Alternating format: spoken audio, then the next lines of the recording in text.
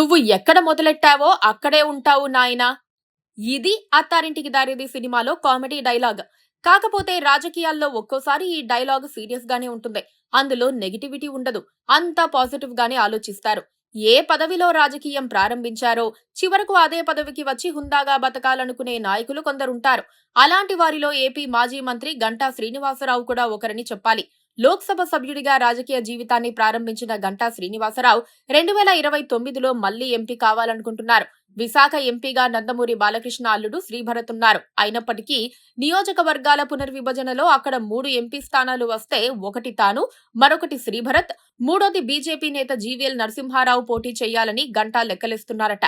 ఈ క్రమంలో తన కుమారుడు గంటా రవితేజకు ఎమ్మెల్యే టికెట్ ఇప్పించుకునే వీలు కూడా ఉంటుందని ఆయన ఎదురుచూస్తున్నారు. విశాఖ జిల్లాకు చెందిన మాజీ మంత్రి గంటా శ్రీనివాసరావు రాజకీయ విరమణ చేస్తారని ఒకవైపు అంటున్నా ఆయన తగ్గేదేలే మరోవైపు ప్రచారం సాగుతోంది. ఆయన ప్రస్తుతం భీమిలి నుంచి ఎమ్మెల్యేగా టీడీపీ తరపున ఉన్నారు. 2014లో భీమిలి నుంచి తొలిసారి గెలిచి 5 ఏళ్ల పాటు టీడీపీ ప్రభుత్వంలో మంత్రి పదవిని నిర్వహించిన గంటా 2019లోనూ అదే సీటు కోరుకున్నారు. కానీ అధినాయకత్వం సూచనలతో ఆయన విశాఖ ఉత్తర నియోజకవర్గం నుంచి పోటీ చేసి గెలిచారు. ఇక 2024లో పట్టుబట్టి మరీ తిరిగి భీమిలి నుంచి ఎమ్మెల్యేగా పోటీ చేసి గెలిచారు. మంత్రి పదవి వస్తుందని ఊహిస్తే అది జరగలేదు. విస్తరణ మీద ఆశలైతే ఉన్నాయి. ఇవన్నీ పక్కన పెడితే ఆయన 2029 ఎన్నికల మీద కూడా ఇప్పటి నుంచే ఆలోచన చేస్తున్నారు. తన కుమారుణ్ణి వారసుడిగా రంగంలోకి ఇప్పటికే గంటా దించేశారు. గంటా రవితేజ పార్టీ కార్యక్రమాలలో చురుగ్గా పాల్గొంటున్నారు. వచ్చే ఎన్నికల్లో ఆయనే భీమిలి నుంచి పోటీ చేస్తారని గంటా వర్గం అయితే గట్టి ధీమాను వ్యక్తం చేస్తోంది. ఇక ఆ మధ్యన గంటా తన మనసులో మాటను మీడియా ముందు బయటపెట్టారు. విశాఖ ఎంపీ శ్రీభరత్ భీమిలి నుంచి ఎమ్మెల్యేగా పోటీ చేస్తే తాను విశాఖ నుంచి ఎంపీగా పోటీ చేస్తాను అని అన్నారు.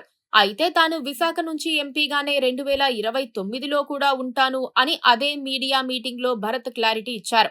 ఈ క్రమంలోనే వచ్చే ఎన్నికలకు విశాఖ పార్లమెంటు సీటు 3గా మారుతుందని పార్టీలు లెక్కలిస్తున్నాయి.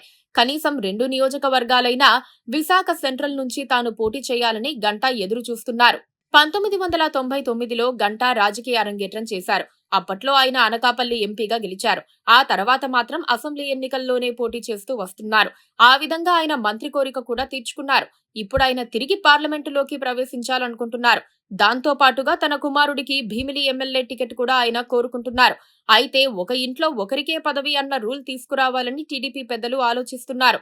అదే జరిగితే గంటా శ్రీనివాసరావుకు పదవి కావాలా, రవితేజకు కావాలా అన్నది ఆలోచించుకోవాలి. గంటా శ్రీనివాసరావుకు పదవినిస్తే రవితేజ షాడో ఎంపీగా ఉంటారన్నది కూడా ఆలోచించాల్సిన అంశమే అవుతుంది.